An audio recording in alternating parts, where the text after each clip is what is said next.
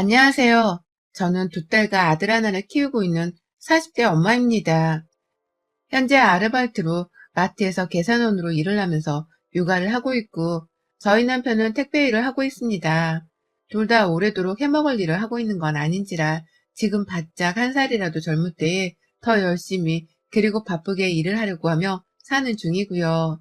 제 몸은 힘들지만 예셋을 보면 힘든 것이 싹 가실 만큼 한 푼이라도 더 벌어야겠다는 생각이 번쩍 들곤 한답니다. 제가 애들을 나무라는 것도 아니고 제 아이들 존재를 부정하는 건 아니지만 저는 제가 이렇게 살 줄이라고는 꿈에도 생각을 하지 못했어요. 남편과 결혼을 하면서 시어머니가 아들을 꼭 낳아주라고 손 꼭 잡고서 말씀을 하셨던 덕분에 제가 당연히 애를 가져야 한다는 생각 정도는 하긴 했었지만 그렇다고 애를 셋이나 낳아서는 생활비까지 쪼달리도록 살 줄은 정말 몰랐죠. 첫째도 둘째도 예상했던 것과는 달리 딸이 태어나게 되면서 시어머니의 아들 낳으란 압박이 갈수록 심해지게 되었고요. 하다못해 시댁에 갔다가 시댁 식구들이 저를 모두 따돌리려는 듯이 소외를 시키는 유치한 짓까지 벌인 바람에 이렇게 살면 안 되겠다 싶어서 발등에 불이 떨어진 듯 아들을 낳을 계획을 만들었습니다. 남편도 마누라가 불쌍해 보이긴 한 건지 아들을 낳자고 함께 힘을 부여잡아줬고, 그러다 정말 하늘이 도우셔서는 막내는 아들이 태어났어요. 제가 그때 출산하면서 의사를 붙잡고 엉엉 울었었는데 아들 낳고 울었다기보다는 이렇게까지 자식을 낳아야 하나 싶어서 서름이 북받쳐 눈물이 넘쳤던 것 같습니다. 그 시절은 제가 그렇게 자식들을 낳았었네요.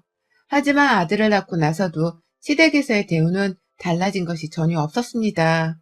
막내 손주를 보고 싶다면서 그렇게 서울집으로 올라오시기도 하셨고, 또 자기들한테 오라면서 닥달을 하셔서는 저희가 애 셋을 이끌고 주말에 바짝 내려가 찾아뵌 적들도 많았었는데요. 그렇게 오고 가는 와중에 단 한 번을 잘 왔다거나 보고 싶었다고 따뜻이 말해주질 않더라고요. 그저 손주 얼굴 보고 싶었다면서 아이를 부둥켜 안고 기뻐하기만 하셨죠. 그러니 저도 속상했던 적이 참 많았습니다. 내가 아들을 낳아주는 기계도 아닌데 내가 아닌 내 아들만 저리 귀하다고 예쁘라 하는 꼴이 참 보기 싫었거든요. 그뿐만 아니라 저한테는 딸이 둘이나 더 있는데 내 딸들을 무슨 보리장 마냥 취급을 하시니 제 눈에 거슬릴 수밖에요. 시댁을 가는 길도 늘 편치 못했지만 할머니 할아버지의 관심을 받지 못할 거라는 생각에 우울해하는 제 딸들을 보는 것 또한 제게는 정말 불편한 현실이었습니다. 그러니 저도 제가 엄마라서 그런지 본능적으로 딸들을 보호하게 되더라고요. 이를테면 무턱대고 평일서부터 시댁을 찾아오라면서 제 아들이 보고 싶다고 타령을 하시는 시부모님께 제 딸이 공부하고 친구 사귀기 바쁜데 그냥 무작정 계획에도 없이 시댁에 갈 수 없습니다. 다가올 명절에 찾아뵙는 걸로 할게요. 라고 하면서 칼같이 잘라버렸고요. 본인들이 부담 안 주고 서울집에 와서 조용히 있다가만 가겠다고 할 때에는 애가 셋인데 어머님 아버님 오시면 좁아터진 집에서 어떻게 다 자요. 손주가 자기 집 가난한 걸 이 어린 나이에서부터 알았으면 좋겠어요. 손주 생각해서라도 오시지 마세요. 라고 하면서 좋아하시는 손주를 거듭먹이며 오지 말라 한 소리를 했죠.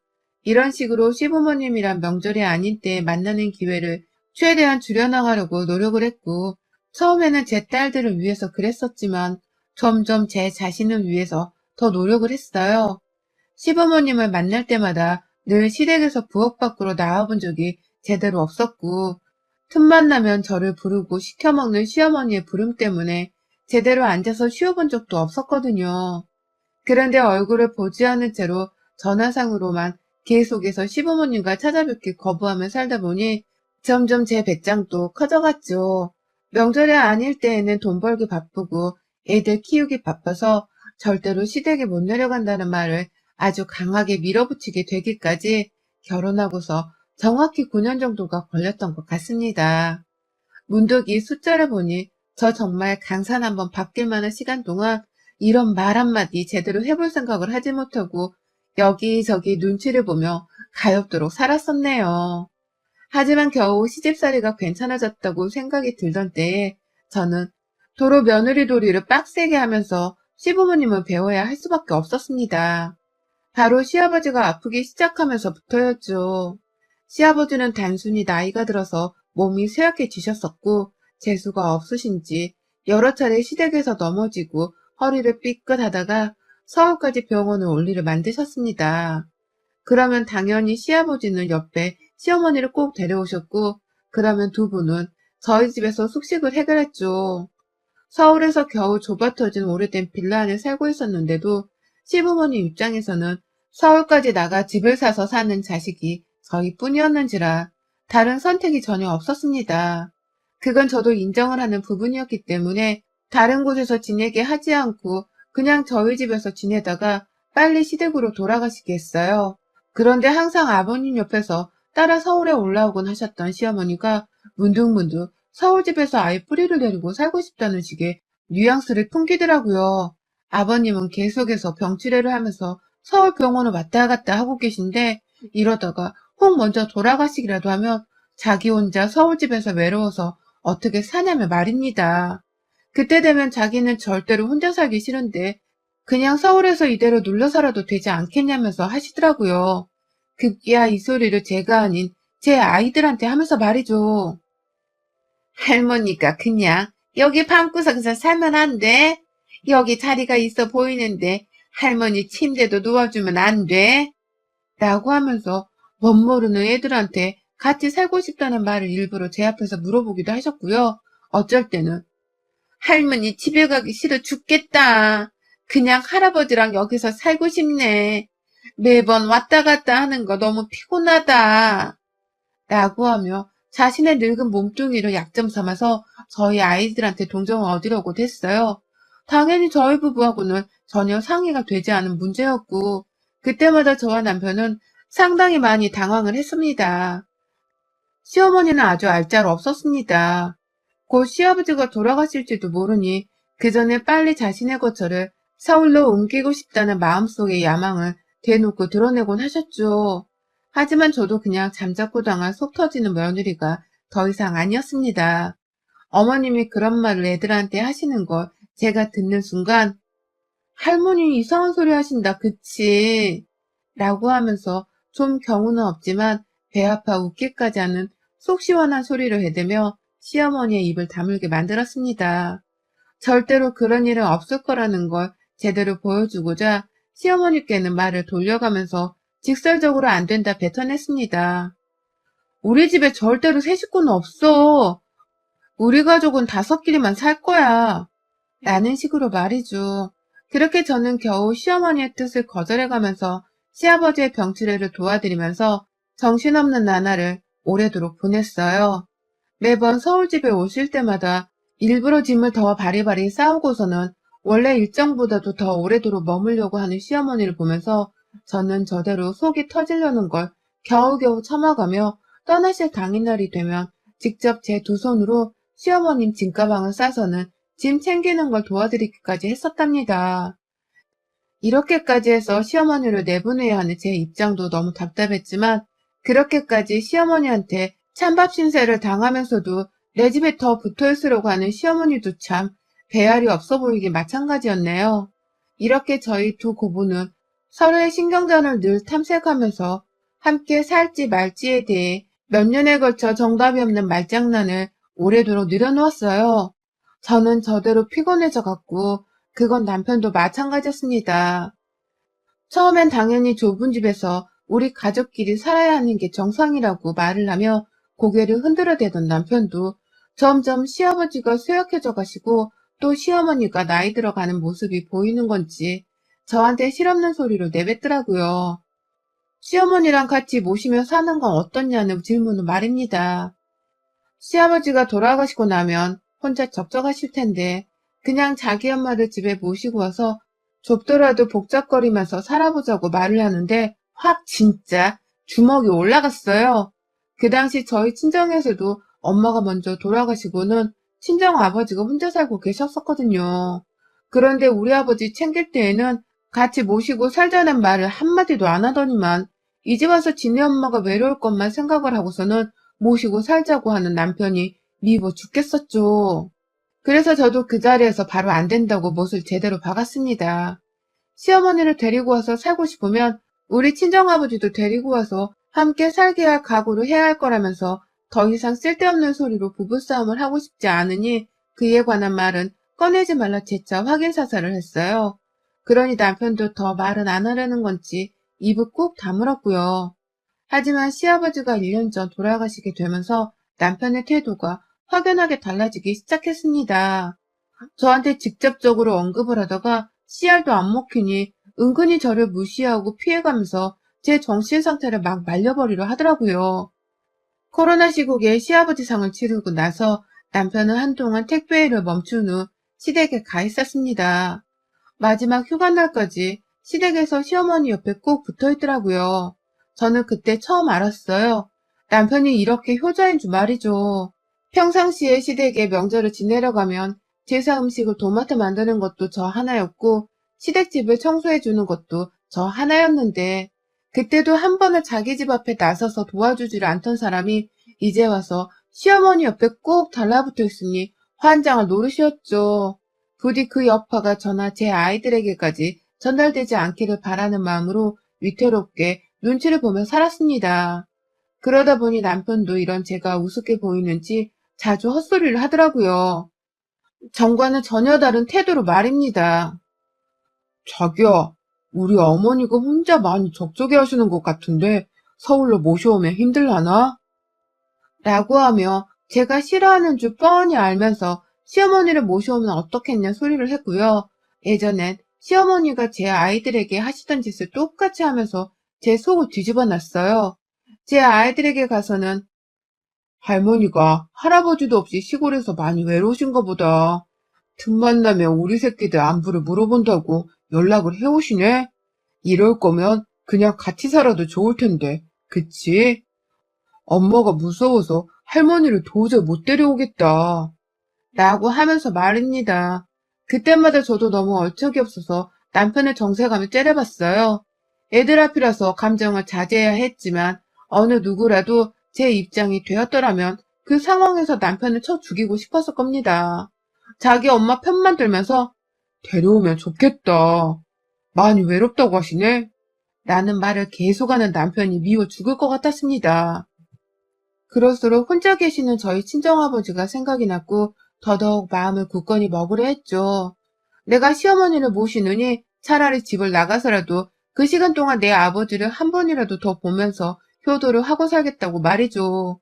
그렇게 남편하고도 불편한 눈치 싸움을 해가면서 정말 속이 까마득히 타들어가고 있던 중이었는데 지난 한 주 동안 제 속은 타들어가다 못해 활활 불에 타 제가 될 뻔한 일이 벌어졌어요. 평상시와 다름없이 살고 있던 아주 평범한 날에 말이죠. 추석이 다 와가고 있었고 남편은 여전히 시어머니가 외롭겠다는 말을 되풀이하면서 제 속을 긁어대고 있었습니다. 시어머니가 보통 같으면 집에 내려올 때 서울에서 뭘 사오라면서 연락을 주시곤 하셨는데 어째 연락 한 번이 없더라고요. 그러던 중 제가 밖에서 장을 보다가 정말 우리 시어머니와 비슷하게 생긴 할머니 한 분을 마주쳤어요.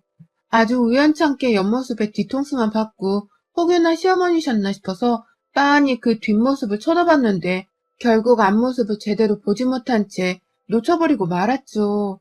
이상하다 싶었고 내가 요즘 너무 시어머니 생각 때문에 스트레스를 받고 있었나 싶어서 그날 일은 최대한 별거 아닌 것으로 치부를 하려 했습니다.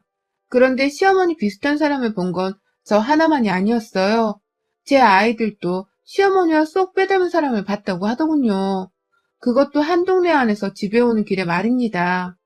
첫째 아이는 할머니가 분명했다면서 저한테도 말을 했다가 남편한테도 말을 하면서 신기하다고 중얼거렸고 둘째는 언니 말을 듣고서 의아해 하다가 다다음 날에 자기도 할머니를 본 것 같다면서 신기하다고 달려오더라고요. 그제서야 저도 아차하면서 내가 본 시어머니의 모습이 잘못 본 게 아닌가 싶었습니다. 그럼에도 불구하고 시어머니가 서울까지 오셨는데 저한테 연락도 안 할 리가 없다는 생각이 들어서 닮은 사람이 있나 보다 싶기도 했죠. 무엇보다 남편도 입을 꾹 다문 채로 그래? 라면서 자식들이 하는 말을 신기해하고만 있었는지라 저도 그러려니 했고요. 그런데 정말 아뿔싸 하는 일이 일어났어요. 명절 내려갈 준비를 하면서 혼자 바쁘게 애들 짐도 싸고 남편한테 어쩔 거냐면서 물어보고 있는데 남편이 대답을 안 하는 겁니다. 그냥 짐을 싸고 있는 저를 내버려 두기까지 하면서 말이죠. 그래서 남편한테 괜히 재촉을 했어요. 빨리 말을 해줘야 나도 친정에 언제 가는지를 알고서는 아버지한테 연락을 드릴 게 아니냐 하면서 말이죠. 그러자 남편이 대뜸 제 입에서 친정 소리가 나오니 저를 바로 쳐다보더니만 너네 친정에는 일찍 가게 될 거니까 걱정하지 마. 라고 하는 겁니다. 그래서 순간 시댁에 가지 않아도 되나 싶었죠.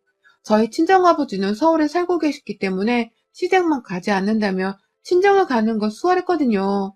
그러니 저도 단번에 신이 나서는 정말 우리 시댁 안 가는 거야?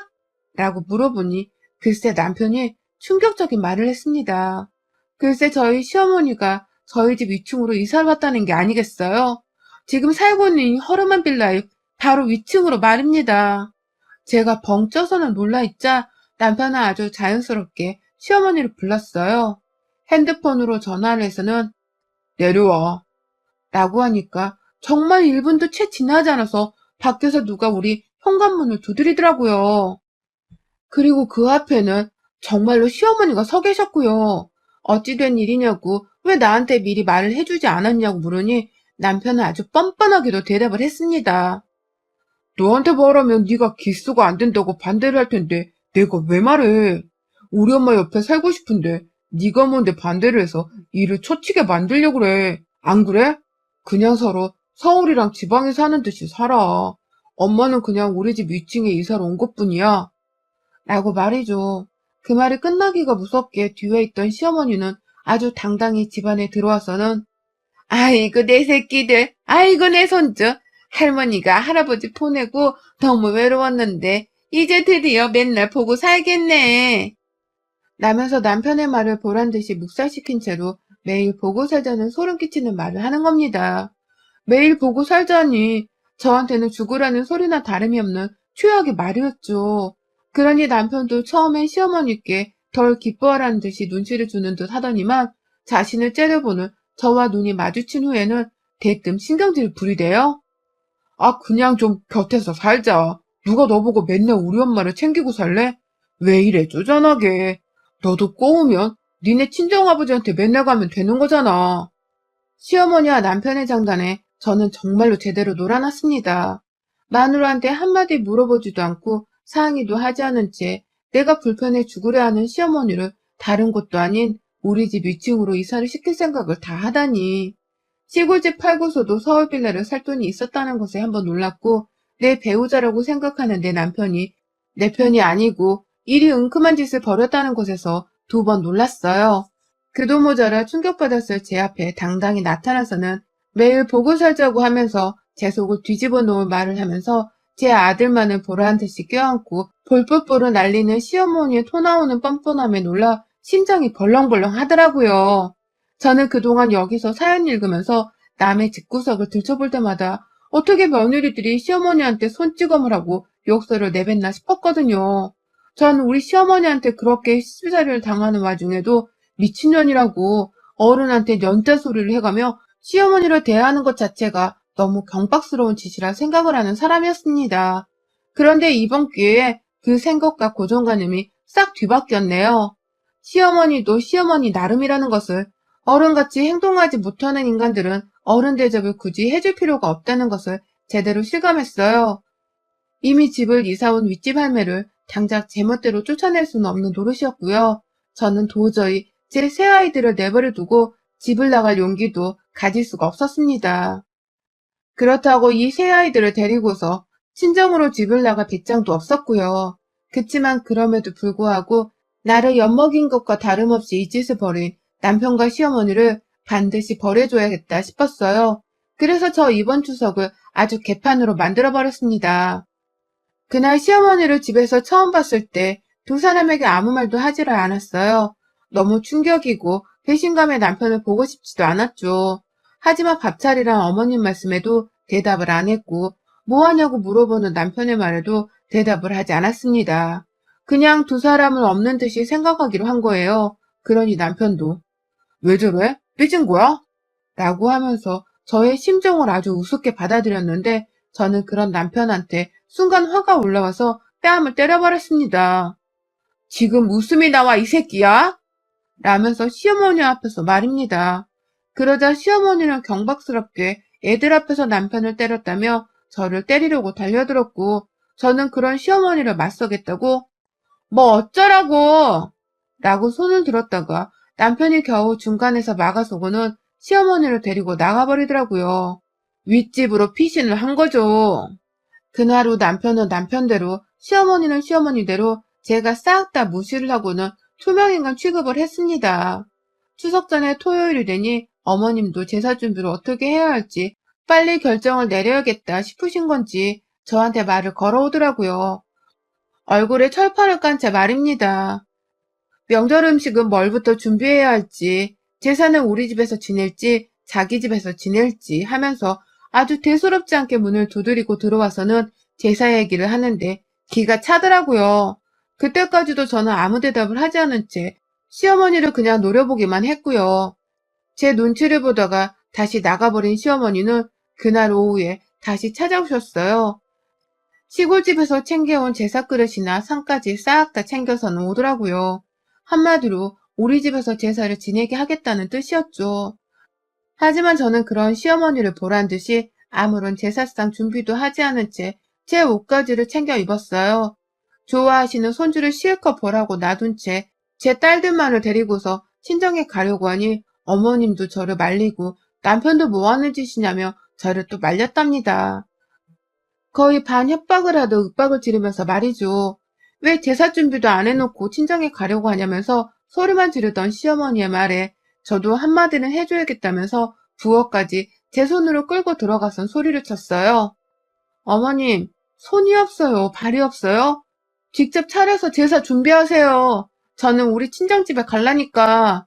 저한테 말도 없이 윗집으로 이사와서는 평생을 붙어먹고 살려고 하면서 명절 때까지도 지긋지긋하게 제 얼굴을 보고 사시라고요? 이제 어머님은 맨날 우리 윗집에 계실 테니 명절만큼은 저도 우리 친정에 가서 푹 인사드리고 올게요.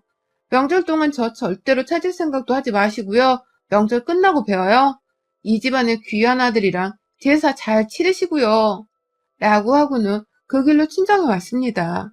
가서 친정아버지 눈치를 보느라 제 속도 말이 아니었지만 그래도 여전히 내 윗집으로 시어머니가 이사를 왔다는 사실에 충격을 받아선 제정신이 아니었네요.